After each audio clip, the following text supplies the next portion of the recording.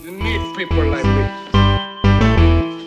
You need people like me so you can point your fingers and say, that's the bad guy. That's the bad guy. That's the bad guy. That's the bad guy. That's the bad guy.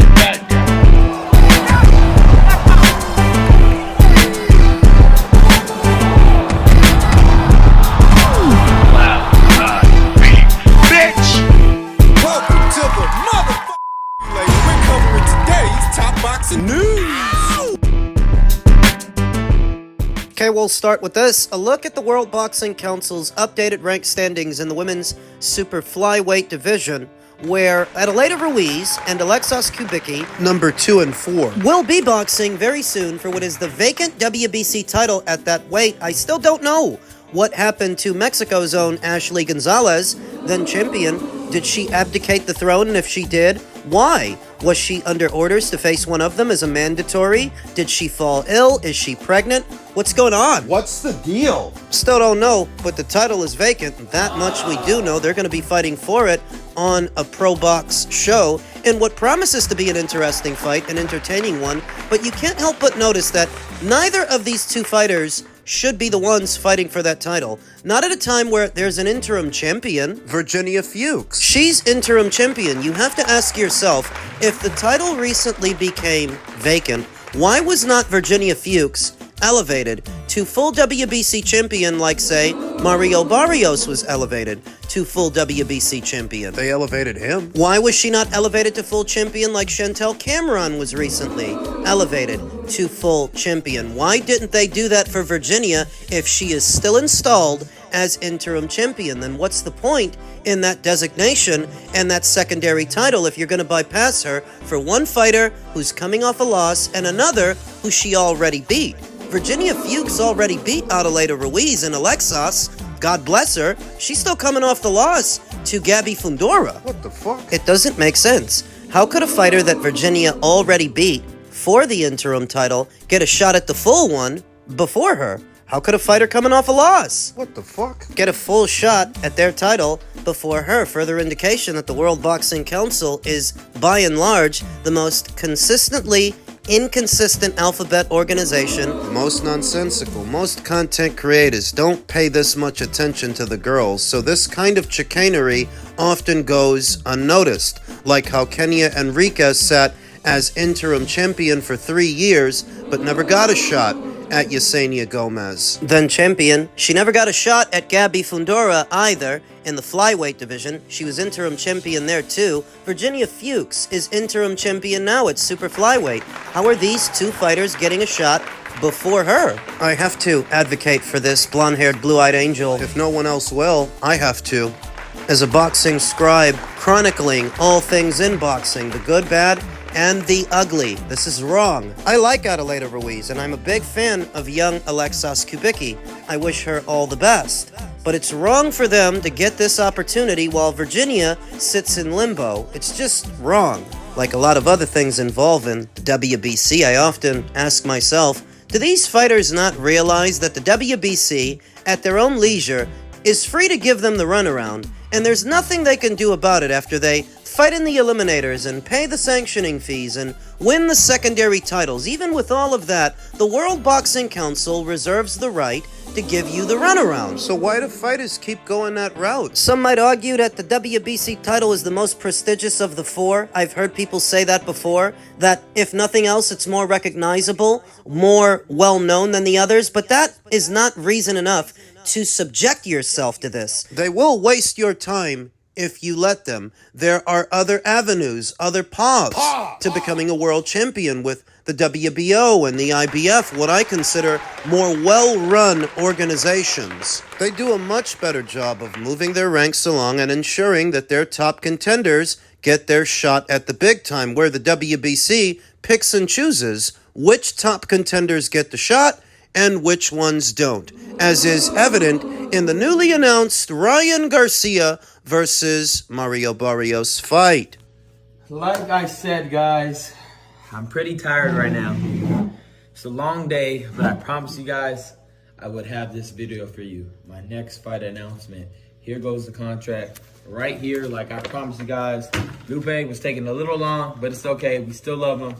Here we go. Gotta get to the last page, you know. Boom, here I go. Signed. I'm going to be fighting for the real WBC championship belt against Mario Barrios, February 21st. Get ready, because I'm coming. Let's go.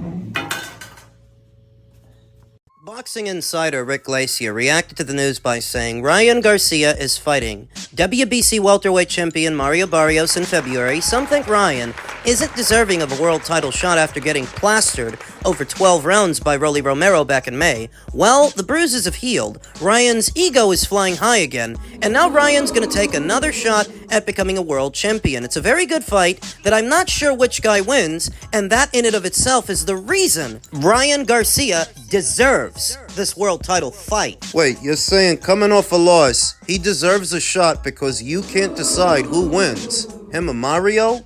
What the fuck sense does that make? If anything, all that means is Mario shouldn't have that belt. You notice how Rick always tries to spin everything in a positive light for Golden Boy Promotions? He's not like that with the other promotional outfits. He's not like that with Matchroom. He's not like that with Top Rank or the PBC. But when it comes to Golden Boy, he's tantamount to an employee the way he's always towing the line. Ryan don't deserve no shot at no fucking welterweight title. He's done absolutely nothing in the last year and a half to be getting an opportunity like this, but if the WBC is affording it to him, it's because, well, they feel he's worth more than someone else. The almighty dollar. That's what sets the tone. So now Manny Pacquiao, who should have never got a shot at the WBC title to begin with, off of his draw with Mario, he's ranked at number 1. Suleiman Sissoko is bumped down to number 2. He was ranked at number 1 for a while, but all the while, the WBC never ordered his shot at the big time. Even though he's the one who's been fighting in their eliminators and collecting their trinket titles, currently he holds a WBC silver, which is about as useful as an asshole on your elbow. Right. Somebody got fucked here. Suleiman Sissoko is the one that got fucked, because Manny Pacquiao had not boxed in, 2 or 3 years, and they let him fight for their title before Suleiman. Now they're doing the same thing with Ryan, who is coming off a loss. Somebody got fucked here. Suleiman Sissoko is the one that got fucked. No Vaseline. Because Suleiman Sissoko does not have the profile of either a Manny Pacquiao or a Ryan Garcia, don't expect his cries of injustice to even be heard. They fucked him. It's very obvious. The World Boxing Council feels that Ryan Garcia holding their title brings them bigger sanctioning fees and is better for the profile of the WBC, the division. Does he beat Mario? Well, look, if the Ryan Garcia that fought Rolly Romero shows up, if that's the Ryan that shows up, you know what I'm going to say. I'm not convinced that's the Ryan that's going to show up. No? No, I think the Ryan Garcia that fought Devin Haney will be the one that shows up, the one juiced up on Osterin. If Oscar De La Hoya was not already complicit with Ryan's doping, he is now, or he will be, I expect to see a juiced to the gills Ryan Garcia. Lightning fast, hard catch. I expect Ryan to be back on form the next time we see him, because the next time we see him, I expect he'll be back on Osterin and whatever else he needs to use to gain an edge. I would go as far as saying as Oscar will drive him to his dealer. I believe that it will be Golden Boy Promotions at the helm of the promotion. Pay attention to whether or not there even is VADA testing for this fight. Ryan may have been under scrutiny before in the Rolly Romero fight because Oscar wasn't at the helm of the promotion. That was a Riyadh Season show, a Turkey LL Sheikh show with rigorous testing, whereas here, that may not be the case. Fresh off of the doping violation and the subsequent suspension, Ryan was not at liberty to take his special sauce, whereas here on the sauce, he can beat Mario Barrios because Mario sucks. Fucking awful. A champion that is tantamount to a placeholder, a paperweight. He's just holding that belt up until some fighter who's more popular can come along and take it from him. That fighter is Brian. And I believe that this will be billed as a pay-per-view on the DAZN platform. I think there is every possibility it's billed as a joint pay-per-view, a pay-per-view on DAZN, and perhaps also a pay-per-view on Amazon Prime. Perhaps. With Golden Boy Promotions at the helm of the promotion, if you're wondering, why am I rushing to that assumption? Follow the money. Whoever's paying for it, paying Ryan, paying Mario. That's who's in charge. And who's the A side between Ryan and Mario? Ryan. Everybody knows it's Ryan. Even off a loss, Ryan is the A side to a Mario Barrios. Mario ain't nothing but a belt holder. So on his own side of the street, Ryan would be at liberty to get back on the juice and get back in the winner's bracket. I expect that he will. I'll say it now. I have him beating Mario Barrios. I have him stopping Mario Barrios. He'll be back on the juice the next time you see him. Commercially, what do you think this does? Well, at the gate, it might do all right. They might be able to draw a crowd with this one, but on pay-per-view, I'm just not sure because Ryan's marquee value is not exactly what it used to be. Remember, it was Oscar De La Hoya himself who said, the promoter of the show, that the Haney pay-per-view with Ryan, it didn't do big numbers. It didn't sell that much. And the one that Ryan was in after that, the one he headlined with Rolly Romero, that one couldn't have sold that much either because if it had, we would have got a number by now. We would have heard about it by now. You know that we never got a number for either of those pay-per-views. And it can't be because of how well each one sold. So here and now, I don't really know what Ryan's going to do with Mario. I don't know if that commercially is going to be a big fight. But if Ryan wins afterwards, you know, if he becomes WBC champion, if he beats Mario Barrios, if he knocks him out, then his marquee value might go up off of the win. We'll see what happens. In a related story, Rick Glacier's thoughts on the upcoming Devin Haney versus Brian Norman fight. Despite Devin Haney's style being all wrong for Brian Norman, I like Brian Norman in this fight. Norman has enough advantages in this fight to overcome the style disadvantage, including Norman is a lot fresher and a natural 147. Haney is not the same fighter since being destroyed by Ryan Garcia. Despite the no contest ruling, the fight actually did happen, and we all saw it. We saw the beating Haney took, and Haney is worse now because of it, as we saw in his only fight since the Ryan Garcia fight versus Jose Ramirez, using his boxing ability to literally run around all night and didn't throw a lot of punches. And the big one, Norman has a tremendous left hook, and Haney ate every left hook Ryan threw. So the overall thought is, Devin Haney is damaged goods. He's on the back nine, and Brian Norman has the ability to take advantage of that. This Riyadh season event this Saturday is packed with great fights. We'll be reviewing the other fights on the show. He's got Brian. How relevant or irrelevant that is to you all depends on what you feel about Rick Glacier's boxing takes, but he's not the only one who's backing Brian to win. Sample size poll on BDA Boxing here on YouTube of approximately close to 3,000 voters, most of which are backing Brian to win. Brian beats out Devin Haney on the poll, 58% to 42%. Why do so many people have so little faith in Devin Haney? He's the more decorated fighter of the two, the more experienced fighter of the two. He's the former undisputed champion and the two-weight world champion overall. Why don't people trust him? It's a little more than just losing to Ryan Garcia. I've been asking this all week. What is the best version of Devin Haney that you've ever seen in action? What's the best version of him that I've seen in action? What? The one that fought George Kambosos? Because George is a far cry from Brian. The one who fought Regis Prograis? Because Regis is a far cry from Brian. That if the best version of Devin Haney that we've ever seen shows up, does that really make a difference? He was widely favored to beat Ryan Garcia going in, and you see what happened. Oh, yeah, but Ryan was on peds. And what about Jose Ramirez? Was he on peds? He must have been the way that Devin was fighting him. Devin was fighting him like he was terrified, like he was scared. Scared to get hit, scared to engage, to stand in one spot. How do you reconcile that? When people say that Devin Haney might be shell-shocked, the signs are there. A fighter that's confident in himself and their abilities would have fully taken advantage of slow-footed Jose Ramirez, who's got slow hands, slow feet, and he's not hard to find in the ring, where Devin just spent all night running from him, and that's not what a confident fighter would do. He was scared out of his mind. So fucking cautious with a Jose Ramirez, and I'm to believe he's going to be more confident with a fresher, younger fighter at a higher weight.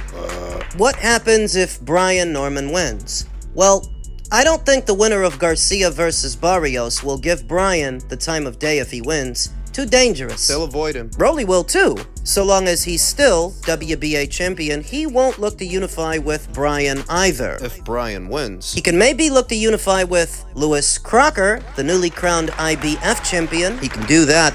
Bryan's marquee value will shoot up significantly if he wins on Saturday, if he stops Devin Haney. Stock will shoot up, but those aforementioned fighters will not roll the dice with him if he knocks out Devin. That will make Bryan, at least to them, a hot potato.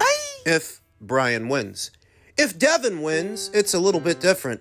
If Devin wins the WBO from Bryan, and Ryan wins the WBC from Mario, you see the framework. Rematch! Sets up the rematch between them in the coming calendar year. If Ryan becomes WBC champion and Devin wins the WBO, you can do the second fight between them. The fight was all but dead. After Ryan lost to Rolly Romero, on its last legs, on its deathbed, I didn't think this would be a conversation anymore. But the way things are stacking up at 147 now, see, it could happen. If it does, I still look at it as a testament to just how weak this welterweight division is, helped in part by the sanctioning bodies themselves. Ryan is only getting a shot at Mario's belt because Sulaiman Sissoko isn't. I'm not trying to oversell Sulaiman Sissoko. I just think he could beat Mario Barrios. He could, but he won't get the chance because the WBC won't let him.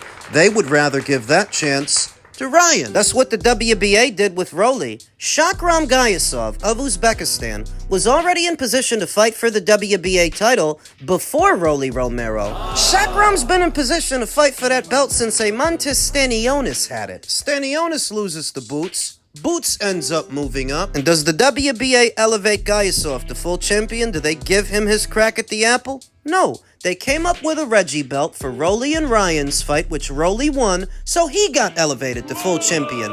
If the welterweight division is as weak as it is, a part of that is the sanctioning bodies made it that way by not doing their job, by not letting the cream, the real cream of the crop, rise to the top to protect other fighters. Protect fighters they felt are worth more. Shakram Gayasov can beat Rolly Romero. Sulaiman Sissoko, he can beat Mario Barrios. The reason they don't is because the powers that be won't let them. The powers that be would prefer to protect those fighters, thereby shaping the welterweight division, the landscape that you see today. And it's weak. Any division where Ryan can fight for a title is weak. Off a loss. Any division where either Mario Barrios or Rolly Romero is holding a title is weak. It would have to be, because those guys suck. What could throw a monkey wrench in it all? In a potential Garcia versus Haney fight for 2 of the 4 major titles is if Bryan wins. If Bryan wins on Saturday, you can fucking forget it. I hope he does.